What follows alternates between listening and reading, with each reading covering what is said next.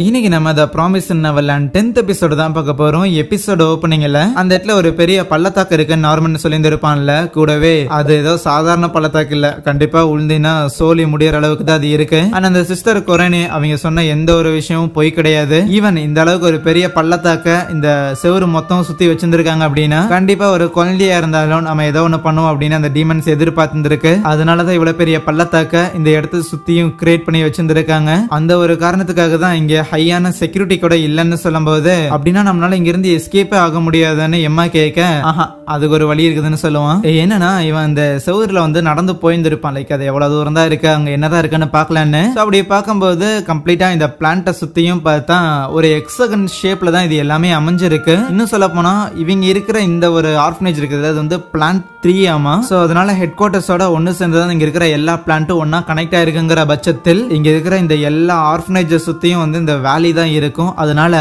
நம்ம எஸ்கேப் ஆகிறதுக்கு ஒரே ஒரு பிரிட்ஜ் மட்டும் ஒரு பர்டிகுலர் இடத்துல இருக்கு, அது வழியா போனா மட்டும் நம்மளால தப்பிக்க முடியும்னு சொல்ல, அப்ப அந்த ஃபில்லுங்கிற குட்டி பையன் வந்துட்டு நார்மன் உன்னை அம்மா கூப்பிடுறாங்க அப்படின்னு சொல்லிட்டு போவானா. நார்மனும் ஓகே ஃபைன், என்ன கூட்டு போறக்கான நேரம் வந்துருச்சு, நானும் கிளம்புறேன்னு சொல்லி அந்த டிரான்ஸ்மிட்டரை டிசேபிள் பண்ற டிவைஸையும் கொடுத்துட்டு இதை நான் ஒன்னும் யூஸ் பண்ணலன்னு சொல்லும் போது ரே சண்டைக்கு போயிடுறான். உன்னோட அந்த டிரான்ஸ்மிட்டரை நீ டிசேபிள் பண்ணாம தான் அந்த செவரு மேல ஏறி இருக்க அப்படின்னா நீ முதல்ல இருந்தே எஸ்கேப் ஆகிறதுக்கான ஐடியா உன் மைண்ட்ல இல்லையாடான்னு கேட்க, ஆமா அந்த மாதிரிலாம் நான் யோசிக்கல, சும்மா பொய் சொன்னேன்னு சொல்லிடுவோம் அசால்ட்டா. நான் ஏற்கனவே முடிவு பண்ணிட்டேன்டா, என் உயிரை காப்பாத்திக்கிறேன் அப்படின்னு சொல்லி இங்கிருந்து நான் வெளியே எஸ்கேப் ஆகி அது வேற ஏதோ ஒரு பெரிய பிரச்சனைக்கு வழிவகுத்துருச்சு அப்படின்னா அது சரிப்பட்டு வராது. அதனால நான் என் மனசை மாத்திக்கிறதுக்கு தயாரா இல்லைன்னு சொல்ல, ரேயால இதெல்லாம் சுத்தமா ஏத்துக்கவே முடியலையா. ஆனா நார்மன் பார்த்தா அப்படியே அவங்க 2 பேரையும் கட்டி பிடிச்சிட்டு, உங்க 2 பேரையும் எனக்கு இழக்கிறதுக்கு சுத்தமா விருப்பமே கிடையாது, அதே நேரத்துல இவ்வளவு நாளா உங்க கூட இருந்தது எனக்கு ரொம்ப ஹாப்பியா இருந்துச்சு, லைஃப் ரொம்பவே நல்லா இருந்தது அப்படின்னு சொல்லிட்டு அங்கிருந்து கிளம்பணும். அவனோட திங்ஸ் எல்லாத்தையும் பேக் பண்ணிட்டு இருப்பானா. அப்பதான் டிராயர்ல ஒரு ஸ்ட்ரிங் போன் ஒன்னு இருக்கும், இந்த பேப்பர் கப் வச்சு ரெடி பண்ணி இருப்பாங்கல்ல,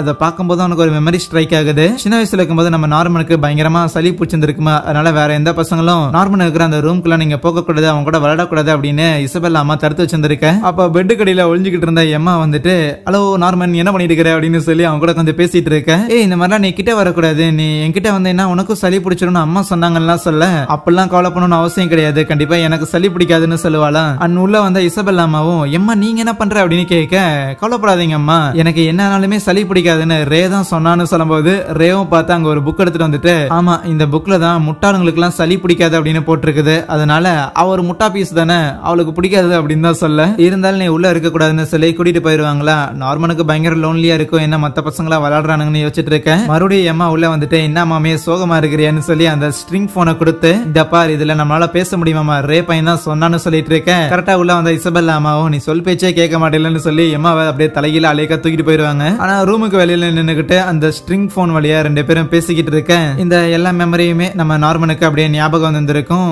சோ இப்போ சூட் கேஸ்ல கூட எல்லாத்தையும் பேக் பண்ணும்போது வெறும் அந்த ஸ்ட்ரிங் போனை மட்டும் தான் எடுத்து வைக்க. அதுக்கப்புறம் நார்மனும் ரெடி ஆயிட்டு கிளம்புறதுக்காக வரானா. இருக்கிற பசங்க எல்லாரும் என்ன நார்மன் கிளம்புற அப்படின்னு சொல்லி திருப்பி பாசமலையெல்லாம் புளிஞ்சிட்டு இருக்கும் போது ரே அந்த இடத்துல இருக்க மாட்டான். சோ நார்மனுக்கு குட் பை சொல்றதுக்கு எனக்கு விருப்பம் கிடையாது, அதனால நான் வரலன்னு இருப்பானா. சரி டவுன் அண்ட் கில்டா நீங்க ரேவையும் எம்மாவையும் நல்லா பாத்துக்குவீங்களாமா அப்படின்னு சொல்லி அங்கிருந்து கிளம்ப போறதுக்குள்ள நம்ம எம்மா பார்த்தா வேகமா ஓடி வந்து அப்படியே நம்ம நார்மனை இடிச்சு அவன் காதுல இருக்கிற அந்த டிரான்ஸ்மிட்டரை டிசேபிள் பண்ணலான்னு போகும்போது எம்மா அவளோட உடஞ்சு காலை தரையில ஊன்றதுக்காக போறாளா. இதை கவனிச்ச நார்மன் டக்குன்னு அவளை அப்படியே திருப்பி கீழே தள்ளி விட்டு அந்த டிவைஸையும் எடுத்து ஒழிச்சிட்டு, மெண்டல் என்ன காரியம் பண்ணிட்டு இருக்கிற தெரியுமா, நீ இந்த அளவுக்கு ரெக்லஸா இருக்கிறது எதுவுமே ஒர்க் ஆகாது அப்படின்னு சொல்லி 2 பேரும் அங்க ஆர்கியூ பண்ணிக்க. எதுக்கு இவங்க 2 பேரும் சண்டை போடுறாங்கன்னு பசங்க எல்லாரும் ஒண்ணுமே புரியாம பாத்துக்கிட்டு இருப்பாங்களா.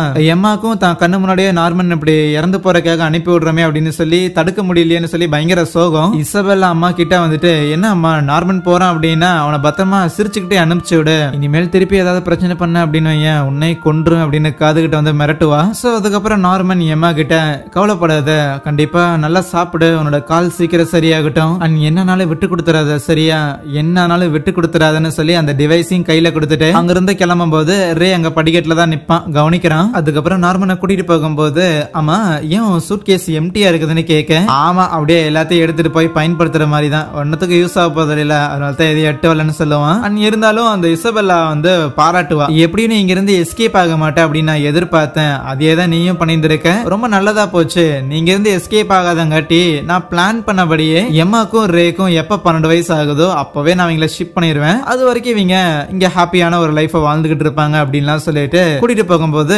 நார்மன் நீங்க ஹாப்பியா இருக்கிறீங்களான்னு ஒரு கேள்வி கேட்பான். ஆனா அது அவங்களுக்கு பெரிய அதிர்ச்சி. பட் இருந்தாலும் ஆமா வச்சுக்கலாமே அப்படின்னு சொல்லிட்டு அந்த கேட்டுக்கிட்டையும் கூட்டிட்டு போக, இங்க வாடா இந்த ரூம்ல வந்து கொஞ்ச நேரம் வெயிட் பண்ணணும்னு சொல்லும் போது அந்த ரூம்ல யாரையோ பார்த்து அவன் ஷாக் ஆக அப்படியே கட் பண்ணா. அடுத்த நாள் இது நவம்பர் மாசம், இன்னும் நம்ம ரேவ் அனுப்பிவிட்ருக்கு 2 மாசம் டைம் இருக்கு. ஆனா ஆல்ரெடி நார்மல் அனுப்பிவிட்டாங்க. சோ அதனால நம்ம எம்மா பயங்கர சோகத்துல இருக்க. பசங்க எல்லாரும் இதை கவனிக்கிறாங்க. எம்மா மட்டும் இல்லப்பா, ரே எல்லாம் அப்படியே படுத்துட்டான் மொத்தமா. ஆக்சுவலி அந்த நார்மன் போனதுல இருந்தே அவங்க 3 பேரும் பயங்கர க்ளோஸ் ஃப்ரெண்ட்ஸா இருந்திருக்காங்களே, அதனால தான் இந்த சோகம் இருக்குதோ அப்படின்லாம் யோசிக்க. அன்னைக்கு நைட்டு கில்டாவும் டானும் ரேவை கூப்பிட்டு வச்சு பேச பார்த்தா நம்ம ரே வந்து போடாடியே பிளான் போட்ட என்ன ஆக போகுது, எனக்கு இனிமேல் எந்த ஒரு முயற்சியும் பண்ண விருப்பமே இல்லை, நான் அப்படியே இங்க இறந்து போயிடுறேன். வெளியில போனா ஒரு பெரிய பள்ளத்தாக்கு, நம்மளால அந்த பிரிட்ஜில் மட்டும்தான் போக முடியும். அந்த பிரிட்ஜ் நேரா ஹெட் குவார்டர்ஸ் போய் கனெக்ட் பண்ணோம். அங்கிருந்து எங்கத்த எஸ்கேப் ஆகுறது, எப்படியோ மாட்டிக்கு தான் போறோம். அப்ப எம்மா நம்ம ரேவோட அந்த டிவைஸை கொடுக்க வரும்போது அதை நீயே வச்சுக்கோ, எனக்கு ஒன்றும் தேவையில்லை, அதை வச்சு நீ எஸ்கேப் ஆகுற மாதிரி இருந்தா நீயே எஸ்கேப் ஆயிக்கோ, எனக்கு எங்கேயும் வர விருப்பம் இல்லை, நான் இதே இடத்துல இருக்கிறேன்னு சொல்லுவானா. என்னடா அப்படி பேசுற அப்படின்னு மத்தவங்க கேட்டாலுமே இல்ல என்ன மன்னிச்சிடுங்க, எனக்கு இதுக்கு மேல விருப்பம் இல்லை அப்படின்னு சொல்லி அவன் மன்னிப்பு கேட்டுறானா. சோ அவங்களால அதுக்கு மேல எதுவும் பேசவும் முடியல. என்னடா எல்லாம் இப்படி போச்சுன்னு சொல்லி எம்மா அப்படியே பெட்ல படுத்து அழுதுகிட்டு இருக்கேன். அப்ப உள்ள வந்த இசபெல்லாவும், என்னம்மா கண்ணு, நார்மன் பையன் செத்து போயிட்டான், இப்ப என்னன்னா இந்த ரே பையன் சுத்தமா எல்லா ஹோப்பையும் விட்டுட்டான், நீயும் இந்த மாதிரி கால் உடஞ்சு இருக்கிற வெறும் தனியான ஒரு ஆளா இருந்துட்டு என்ன பண்ண முடியும் அப்படின்னு அந்த சோகனை போட்டு வாட்டி வதைக்குதோ. இங்க பாரு,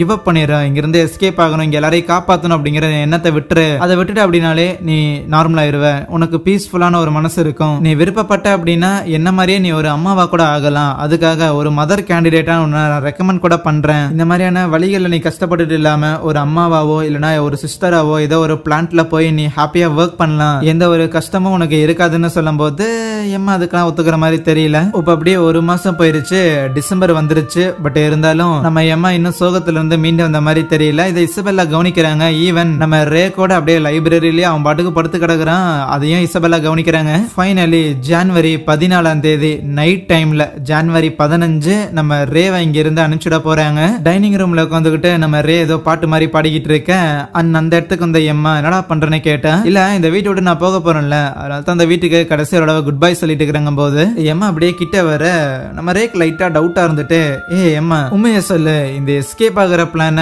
விட்டு கொடுத்துட்டு ஒன்னு இந்த 2 மாசமா சும்மா இருந்த மாதிரி எனக்கு தெரியலையேன்னு சொல்ல எம்மாவும் வில்லத்தனமா சிரிக்கும் போது அங்கேயும் இந்த ஒரு எபிசோடைய முடிக்கிறாங்க. சரி, தேங்க்யூ.